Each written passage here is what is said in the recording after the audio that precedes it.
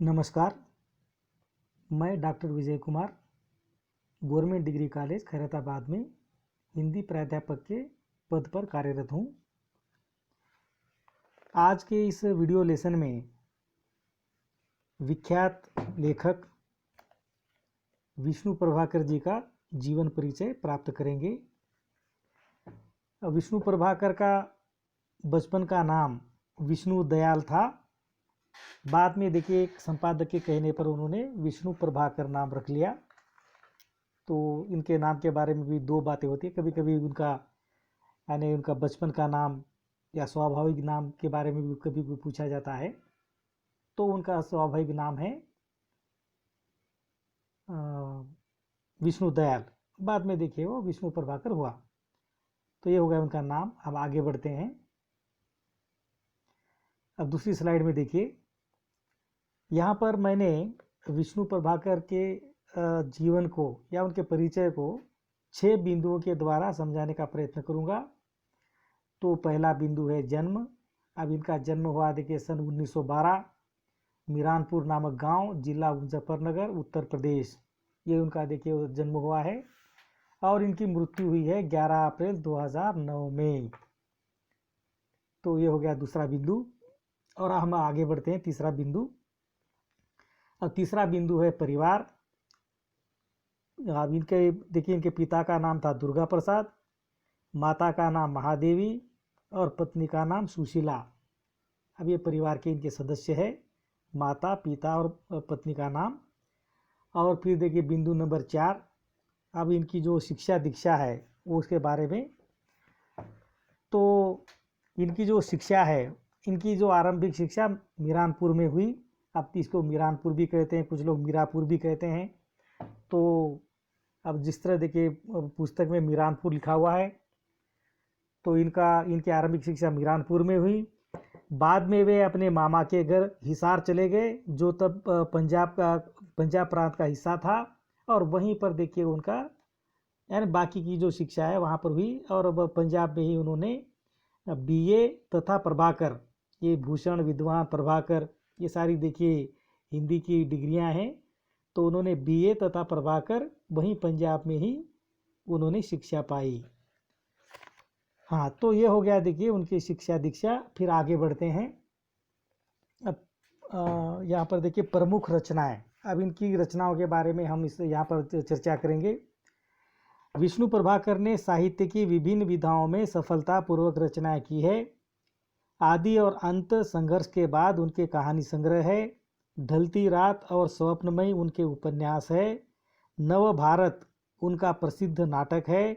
Doctor तथा प्रकाश और परछाइयाँ उनके प्रसिद्ध एकांकी है।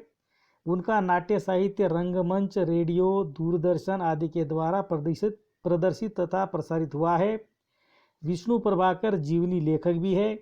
बंगला कथाकार शरद चंद्र के जीवन की प्रमुख घटनाओं पर आधारित उनकी आत्मकथात्मक जीवनी आवारा मसीहा प्रसिद्ध रचना है।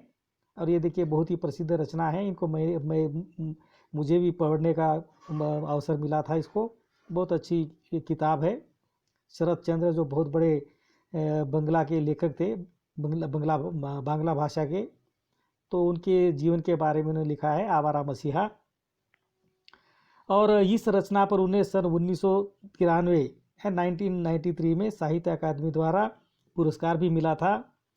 और अमर रहिए भगत सिंह तथा सरदार वल्लभ भाई पटेल जीवनी साहित्य है। अब देखिए इन्होंने शरद चंद्र के बाद भगत सिंह के बारे में, सरदार वल्लभ भाई के जीवन पर भी उन्होंने साहित्य लिखा है। जाने अनजाने, कुछ शब्द कुछ रेखाएं, यादों की तीर्थ यात्रा, संस्मरण साहित्य है। जमुना गंगा के नहर में, ज्योतिपुंज हिमालय, अभियान और यात्राएं, ये इनके देखिए यात्रा व्रत है। जन समाज और संस्कृति और क्या खोया क्या पाया निबंध संग्रह है। अब इस तरह देखिए इन्होंने साहित्य की विभिन्न विधाओं में यानी लगभग सभी विधाओं में इन्होंने लिखने का प्रयत्न किया है। तो ये हो गया देखिए इनकी रचनाएं। अब हम देखिए आगे बढ़ते हैं बिंदु नंबर 6। अब बिंदु नंबर 6 में यहाँ पे देखिए स्लाइड में देखिए पुरस्कार, सम्मान आदि के बारे में है। तो देखिए इनको जो प्रमुख पुरस्कार जो मिले हैं, अब वो देखिए यहाँ पर मैं बोल रहा हूँ। तो सन 1955 में राहुल सांकृत्यायन पुरस्कार और सन 2004 में भारत सरकार ने उन्हें पद्म भूषण पुरस्कार से गौरवान्वित किया। अब देखिए इनको 2 बड़े पुरस्कार मिले हैं। राहुल सांकृत्यायन पुरस्कार जो देखिए हिंदी की सेवा के लिए दिया जाता है, और इनकी साहित्यिक सेवाओं के लिए देखिए भारत सरकार द्वारा दिया जाने वाला पद्म भूषण।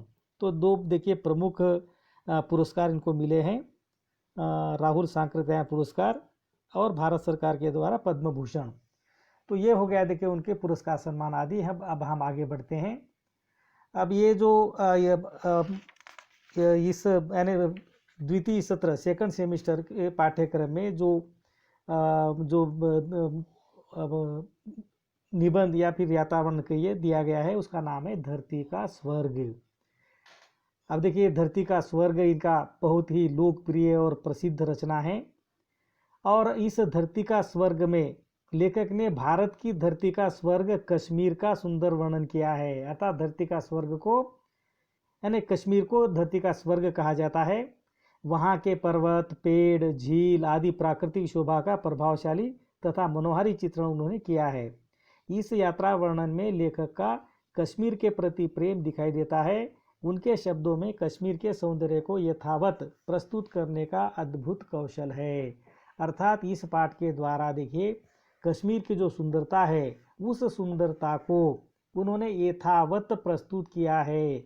जब हम ये पाठ पढ़ते हैं तो ऐसा लगता है कि जैसे हम लोग देखिए कश्मीर में घूम रहे हैं, वहाँ की झीलों में घूम रहे हैं।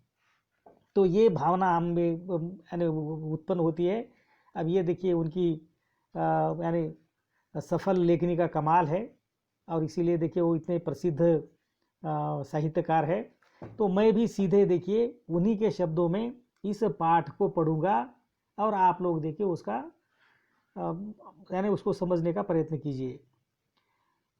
हाँ, अभी अभी उस भूस्वर्ग से लौटा हूँ। आप देखिए ये इस यात्रा वर्णन का पहला वाक्य है, अभी अभी उस भूस्वर्ग से लौटा हूँ। सहसा एक घटना की याद हो आई है। कई वर्ष पूर्व विश्व का भ्रमण करने वाले एक जर्मन पर्यटक से भेंट हो गई थी। वह 44 वर्ष यानी 44 वर्ष से निरंतर घूम रहे थे। शरीर वृद्ध हो आया था, आंखों की ज्योति क्षीण हो चली थी, लेकिन क्षीण नहीं हो रहा था उनका उत्साह। मैंने उनसे कहा, आंखों की ज्योति इसी तरह क्षीण होती रही तो आपकी यात्रा आप ही समाप्त हो जाएगी। दृढ़ स्वर में उस वृद्ध पर्यटक ने उत्तर दिया, यदि मेरी यात्रा रुक गई तो मैं निश्चय ही अंधा होऊंगा। घूमते रहने से मेरी आंखें ठीक रही है। नई नई चीजें देखता हूं तो ज्योति जैसे लौट आती है। उस दिन नहीं समझा था, लेकिन आज निश्चय ही कह सकता हूं कि वह सत्य कह रहे थे। यदि वे महाशय भूस्वर्ग कश्मीर की यात्रा कर सके होंगे तो निश्चय ही उनके नेत्रों की ज्योति सदा के लिए लौट आई ही होगी। राज तरंगिणी के कवि ने लिखा है कि तीनों लोकों में रत्नों को पैदा करने वाली धरती सबसे सुंदर है। उसके उत्तर दिशा में कुबेर का लोक है। उससे अधिक सुंदर गिरिराज हिमाचल है। हिमाचल से भी अधिक सुंदर है उसकी गोद में बसा हुआ देश कश्मीर। अब देखिए कश्मीर के आस पड़ोस के जो स्थान हैं उनके बारे में कहा जा रहा है। यहाँ की हरित वसना धरती यानी हरी भरी धरती हर क्षण इंद्रधनुष के रंगों से आंख मिचौनी खेला करती है। ऊपर हिम शिखर धवल हास्य बिखेरते हैं। नीचे आंगन में मोती के समान जल वाली कलकल निनाद करती सरिताएं और कमल वनों से ढकी नीलवर्णी झीलें खिलवाड़ करती है, और रजत वर्ण निर्जर सदा हंसते ही रहते हैं। इस घाटी में दीर्घजीवी पवित्र चिनार की पूजा होती है। सफेदे, चीड़, देवदार, वीलो, अखरोट और बादाम के वृक्ष हवा के हिंडोले में झूला करते हैं। केसर की सुरभि, शाली की महक और फूलों की सुगंध हर क्षण मनुष्य का मन लुभाया करती है। किसी दिन यहाँ मेघदूत की 100 बालाएं और किन्नर कुमारिकाएं अपने नुपुरों की ध्वनि से देवताओं के दिलों में हिलोरे पैदा करती थी। यही कालिदास, मम्मट, सोमदेव और क्षेमेंद्र ने, ललेश्वरी और महजूर ने काव्य की प्रेरणा पाई है। ये सारे देखिए संस्कृत के महान कवि है, कालिदास, मम्मट, सोमदेव, क्षेमेंद्र। यही नीलकंठ शंकर का निवास स्थान है। सचमुच यह पृथ्वी का नंदन कानन है। इस प्रदेश में जाने को किसका मन न करता होगा। फिर शहर के शौकीन व्यक्तियों की तो बात ही क्या। जहांगीर ने मृत्यु से पूर्व अंतिम बार यही शब्द कहे थे, कश्मीर और कुछ नहीं। अब देखिए जहांगीर, अब ये देखिए मुगल के बादशाहों में थे, तो ये देखिए अब जैसे देखिए बाबर के बाद, बाबर के बाद हुमायूं, हुमायूं के बाद अकबर, अकबर के बाद जहांगीर। तो इस तरह देखिए जहांगीर कहा जाता है कि जहांगीर मृत्यु से पहले उन्होंने एक शब्द कहा था कि कश्मीर और कुछ नहीं, अर्थात कश्मीर को देखिए वो बहुत मानते थे। डल झील में अपने हाउस बोट अलजीरा में बैठा हुआ मैं यही सब सोच रहा हूँ और देख रहा हूँ कि धीरे धीरे प्रभात की अरुणिमा पहाड़ियों पर से होकर घाटी में उतरती आ रही है। तो यहाँ पर देखिए लेखक पहले डल झील का यहाँ पर ये डल झील के बारे में कह रहे हैं। तो अगली स्लाइड में देखिए मैंने भी यहाँ पर देखिए 10 झीलों के नाम लिखे हैं। तो यहाँ पर देखिए पहली जो झील है, अब यहाँ पर डल का यहाँ पर देखिए चित्रण हुआ है, तो डल के बारे में बोल रहे हैं। अब देखिए यहाँ पर ये जो विष्णु प्रभाकर जी है वो एक हाउस बोट में बैठे हैं और बैठ करके देखिए वहाँ की जो सुंदरता है उस सुंदरता को देख रहे हैं कि भाई किस तरह की सुंदरता है।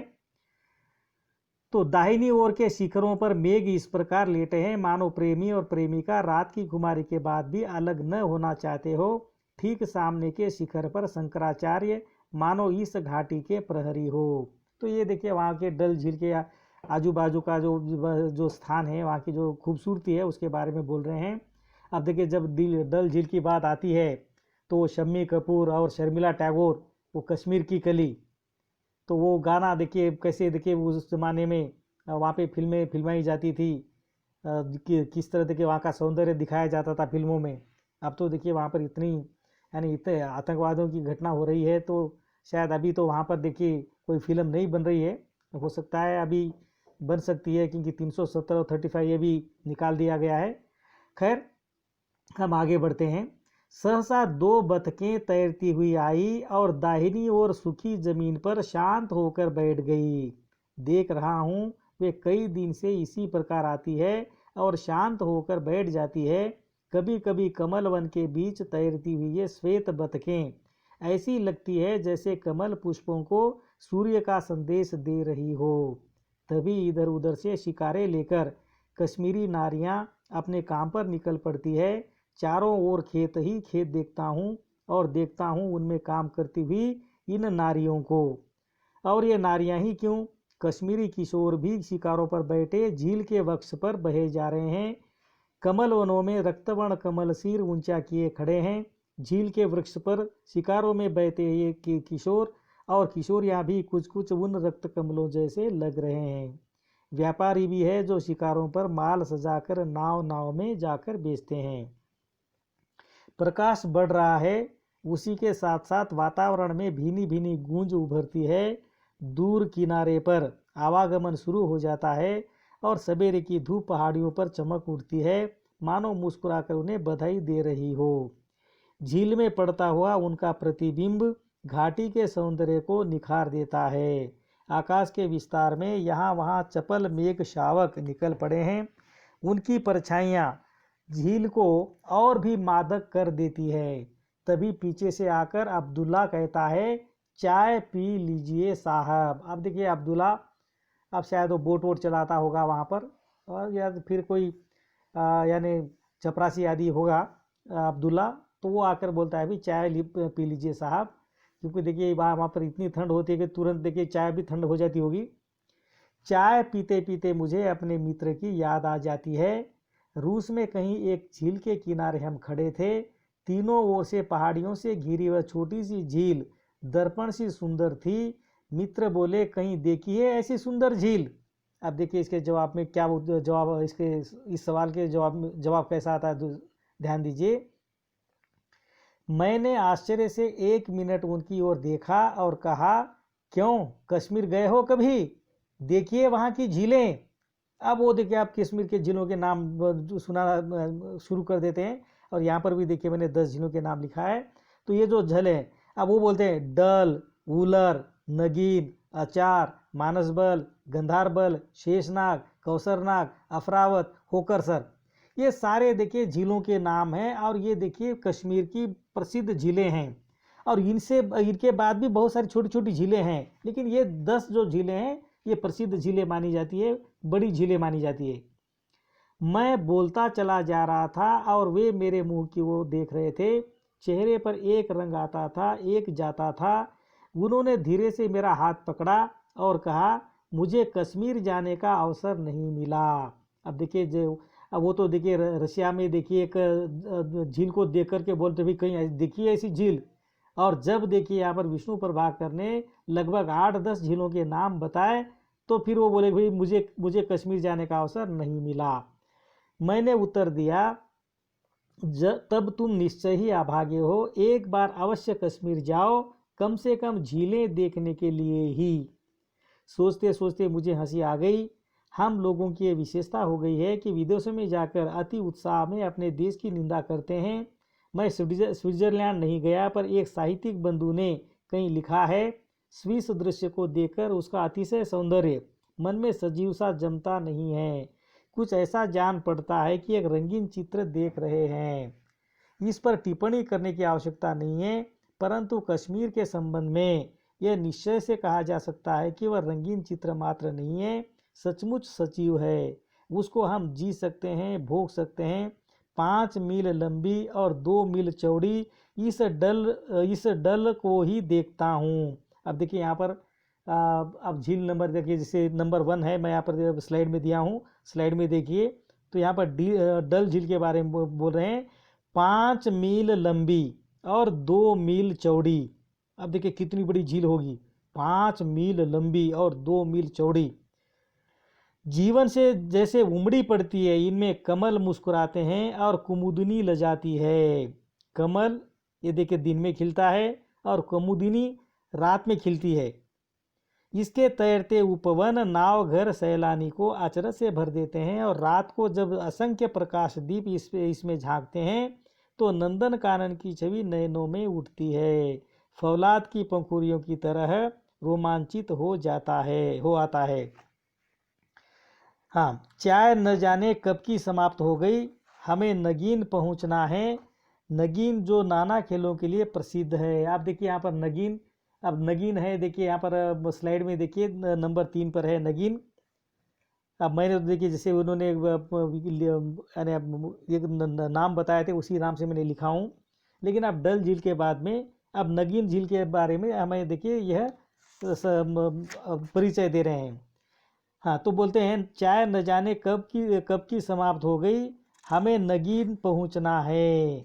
नगीन जो नाना खेलों के लिए प्रसिद्ध है, जो छोटी सी सवच्छ जल की झील है, जिसमें युवक युवतियां तैरते हैं, नाव खेते हैं। ध्यान दीजिए, ये देखिए नगीन नाम की जो झील है उसकी चित्रण यहाँ पर हम पढ़ रहे हैं। मैं विस्मृत सा कहीं का कहीं पहुंच जाता हूँ। उस दिन संध्या हो आई थी। नगीन के तट पर क्लब में कश्मीर का लोक संगीत मुखरित हो रहा था, पर मैं देख रहा था नगीन के जल को, जो संगीत की मधुर ध्वनि से स्तब्ध हो रहा था।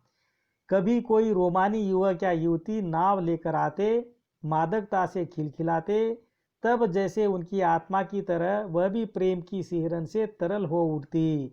सहसा एक मित्र बोल उठे थे, मैं मानसबल गया था। अब देखिए यहाँ पर मानसबल, अब देखिए यहाँ पर स्लाइड में देखिए नंबर 5, 5वां नंबर है मानसबल का। क्या गरिमा है उसकी, चारों ओर ऊंचे धवल शिखर राजसी मुद्रा में खड़े हैं, मानो उसकी स्वच्छता और सुंदरता को निहार रहे हो, छू न सकते हो कि कहीं वह मैली न हो जाए। वह सबसे गहरी है, उसका हरित नील जल उसे अद्भुत सौंदर्य प्रदान करता है। सूर्यास्त की फोटोग्राफी के लिए वह आदर्श है। उसका सूर्यास्त प्रकृति को स्तब्ध कर देता है। अर्थात अब तक देखिए डल, नगीन और मानस बल। अब इन देखिए प्रसिद्ध झीलों के बारे में हमें ये वो। अब उसके आगे बढ़ते हैं। मैंने भी मानस बल को देखा है, फिर भी मैं उस वर्णन से गदगद हो उठता हूँ और उसी क्षण मुझे शेषनाग की याद हो आती है।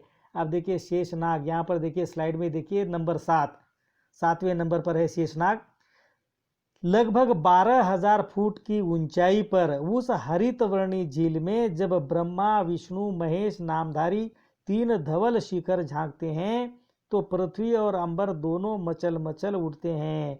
अर्थात किसी जल में देखिए हरी यानी पानी हरा दिखता है, तो कहीं नीला दिखता है, तो कहीं लाल दिखता है।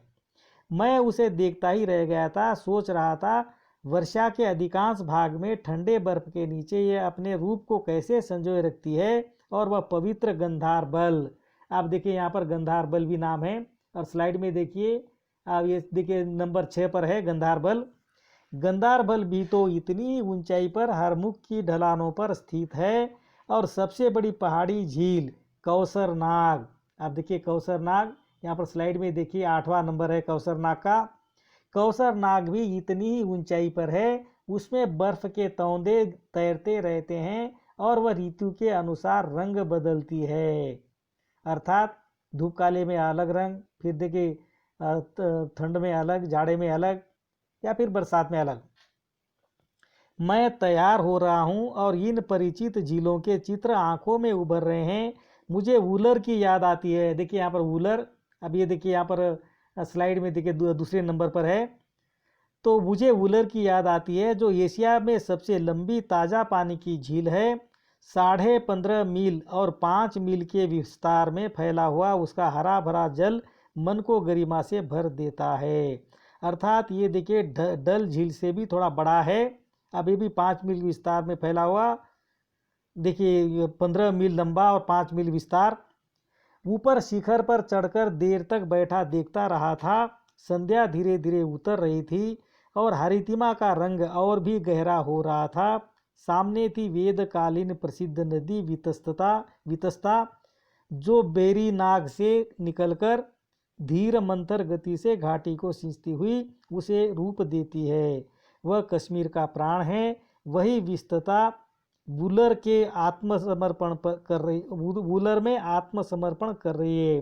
अब देखिए वितस्ता ये नदी का नाम है, और ये देखिए कश्मीर की प्रसिद्ध नदी मानी जाती है।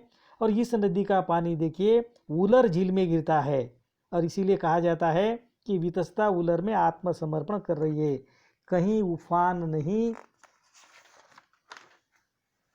मिलन की उत्तेजना भी नहीं, पर जब दूसरे किनारे से निकलकर वह आगे बढ़ती है तो जैसे वूलर का संसर्ग उस गति से भर देता है, वह मचल उठती है, किशोरी एक रात में युवती हो गई हो।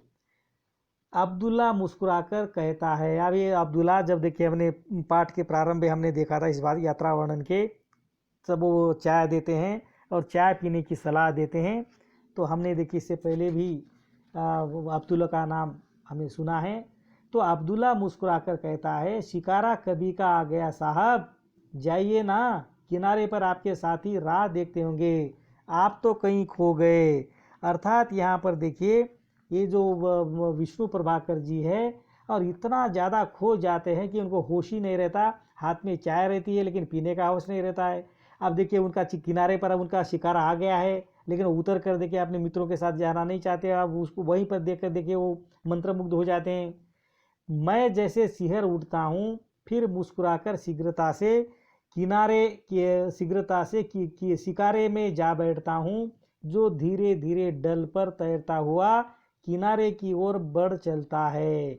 आसपास और शिकारे हैं, उनमें किशोरियां हैं, बालक है जो सलाम करते हैं और मेरा उत्तर सुनकर हंस देते हैं। लगता है मानो झील खिलखिला पड़ी हो। देखिए कितना सुंदर चित्रण यहाँ पर किया है।